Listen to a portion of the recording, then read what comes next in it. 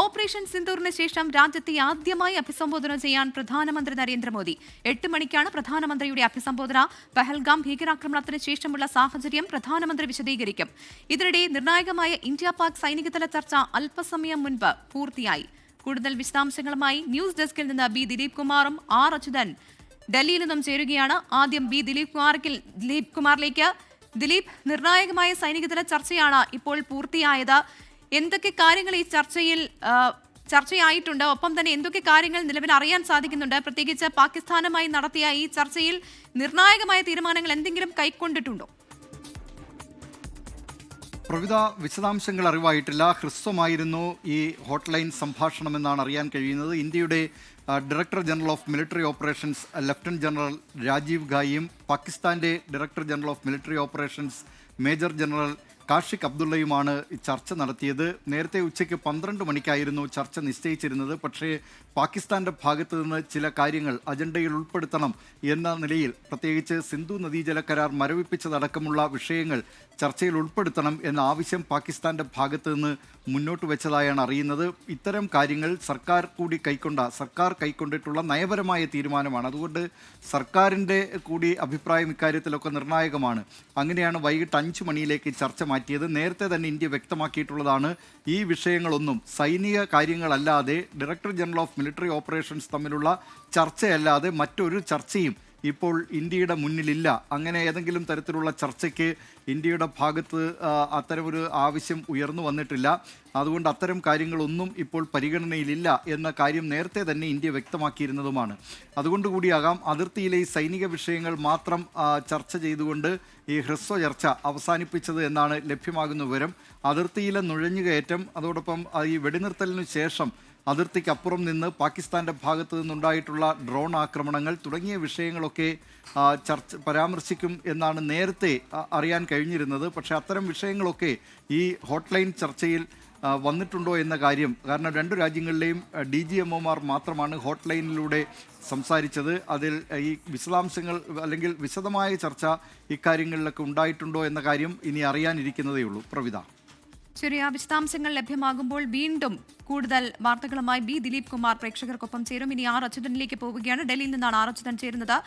Achuthan, operation സിന്ദൂറിന് ശേഷം ഇതാദ്യമായി രാജ്യത്തെ അഭിസംബോധന ചെയ്യാൻ പോവുകയാണ് പ്രധാനമന്ത്രി നരേന്ദ്രമോദി. 8 മണിക്കാണ് പ്രധാനമന്ത്രിയുടെ അഭിസംബോധന. പ്രത്യേകിച്ച് പ്രതിപക്ഷം ഉൾപ്പെടെ നിരവധി ചോദ്യങ്ങൾ ഉന്നയിക്കുന്ന സാഹചര്യത്തിൽ കൂടിയാണ് പ്രധാനമന്ത്രി ഇന്ന് രാജ്യത്തെ അഭിസംബോധന ചെയ്യുന്നതെന്ന് മനസ്സിലാക്കുന്നു. എങ്ങനെയാണ് ഇത് സംബന്ധിച്ചുള്ള മറ്റു വിവരങ്ങൾ?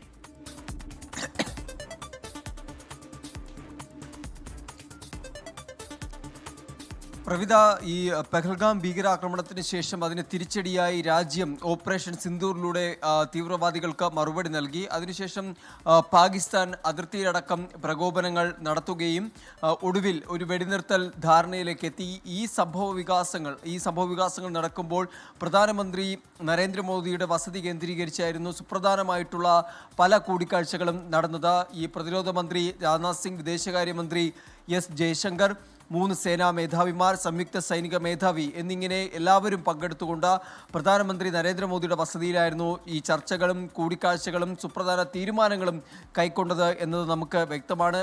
ഇന്നും ഇത്തരത്തിലുള്ള നിർണായകമായിട്ടുള്ള കൂടിക്കാഴ്ചകൾ പ്രധാനമന്ത്രിയുടെ വസതിയിൽ നടന്നിരുന്നു.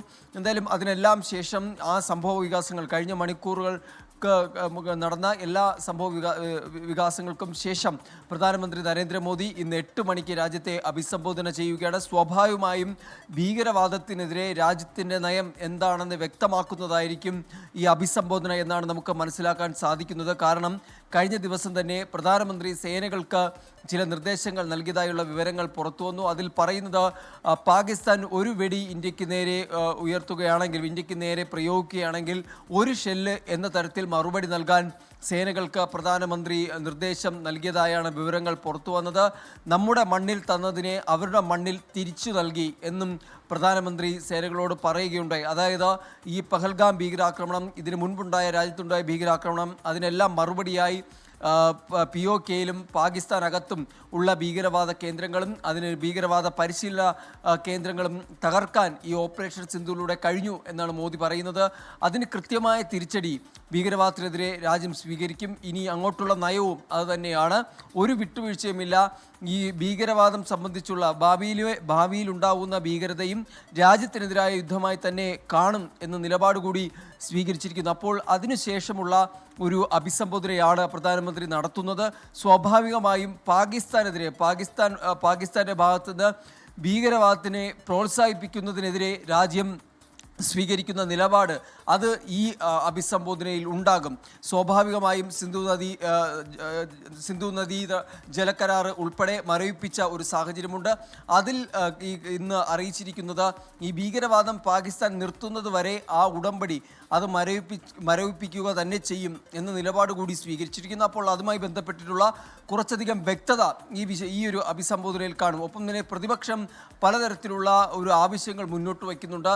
ഒരു പ്രത്യേക പാർലമെന്റ് സമ്മേളനം വിളിച്ചു ചേർക്കണമെന്നും അതിൽ ഈ പെഹൽഗാം ഒപ്പം വെടിനിർത്തൽ ധാരണ ഇതുമായി ബന്ധപ്പെട്ടുള്ള കാര്യങ്ങളിൽ ചർച്ച വേണം എന്നൊരു ആവശ്യം പ്രതിപക്ഷം സ്വാഭാവികമായി ഉയർത്തുന്നു.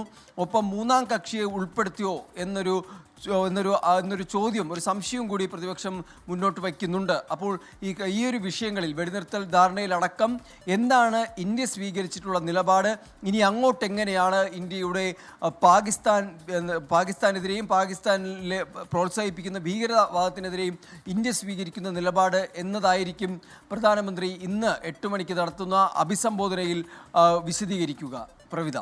ശരി, ആർ അച്യുതനാണ് വിവരങ്ങൾ നൽകിയത്.